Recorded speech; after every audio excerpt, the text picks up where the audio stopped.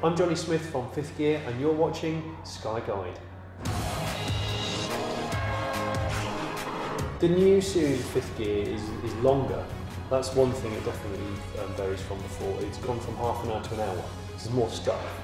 The recipe's the same 4 people, me, Vicky, Tiff, Jason, and we do a lot of track and road stuff, so there's a good combination of larking about on the track, but also driving cars on the road, because that's where most people drive cars.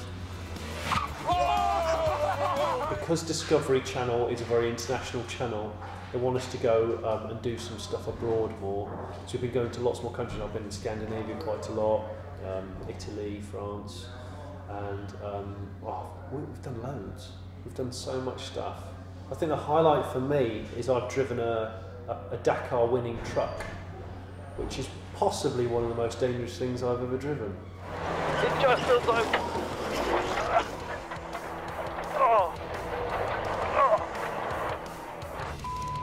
It sits about 10 feet off the floor and it's got more power than a supercar. And we were driving in a quarry with sheer drops. So that was good. I concentrated that day. Oh man, the adrenaline's going mental now. Ow. I got the chance to drive a Veyron on a job, and I was booked for something else that was a Ford KA, and I couldn't get out of it. So I've still never driven a Veyron. I'd like to drive a Koenigsegg. I've driven a Koenigsegg about 300 feet before, but I've never properly driven one, and that for me is my favourite supercar of the moment. Koenigsegg's beautiful. It's this combination of very simple Scandinavian design, but also the build quality is insane. Who would have thought that Sweden would come out with such a sledgehammer of a hypercar? It's just bizarre. And Sweden's one of my favourite countries in the world, so for me, if it was money no object and I had to go and buy a supercar, as you always do, I would probably go for a Koenigsegg. On my birthday, we went and filmed the Audi A1 Quattro, which is a special edition, tiny little Audi that's got loads of power and it's four-wheel drive.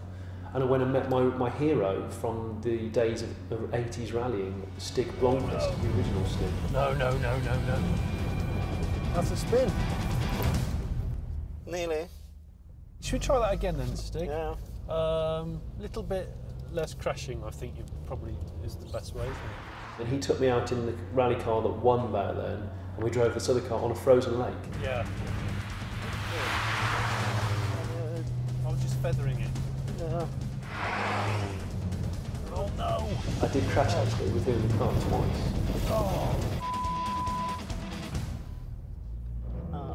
But it's sort of not a proper crash because it's only into little bit small mounds of snow.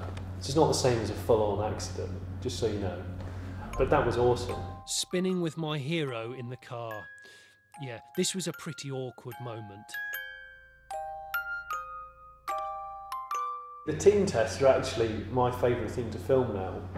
I think we really come into our own on the team test because obviously it's the one time when all 4 of us are together. We don't normally film as a 4 any other time. So we do the team test and everyone's very frank about their opinion. You know, you throw out an offensive comment and you just, that's it, you live with it.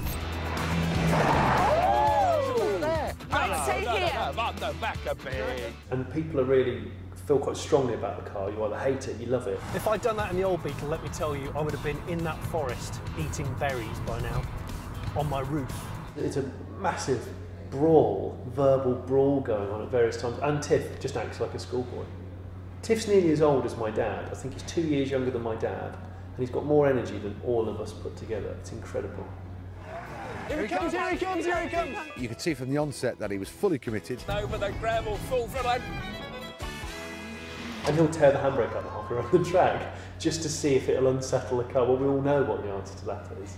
He'll just do it to see if he can handle it. He thinks it's hilarious at 80 miles an hour. Just reaches through from the back and just tears a big handful of H-brake. Dirty. So-and-so.